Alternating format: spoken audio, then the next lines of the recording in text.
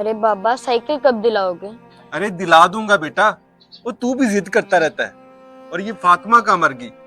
अरे फातिमा, वो आके झाड़ू वगैरह लगा दो यार, घर इतना गंदा पड़ा हुआ है। जी बाबा अभी सफाई कर देती हूँ।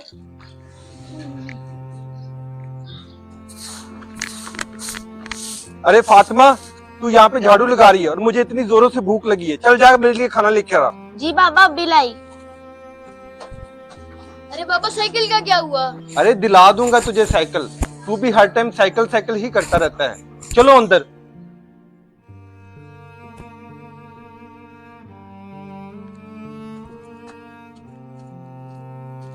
पापा अब बहुत दिन से कह रहे हैं मुझे आज साइकिल चाहिए ही चाहिए। बेटा पैसे आने दो, मैं आपको साइकिल दिला दूंगा। मैंने आपके घर पैदा होके गलती की, काश कि मैं किसी मीर के घर पैदा हो जाता। भाई भाई ऐसा नहीं कहते। ये ले बाबा, ये कुछ पैसे हैं, भाई को साइकिल दिलवा दे। इतने सारे पैसे ये तुम्हारे पास कैसे आए?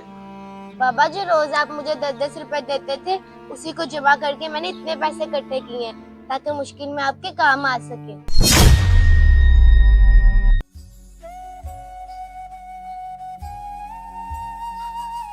बेशक बेटियां बेटों से बेहतर एहसास करने वाली हैं, इसीलिए तो अल्लाह पाक ने उनको रहमत बनाकर भेजा है।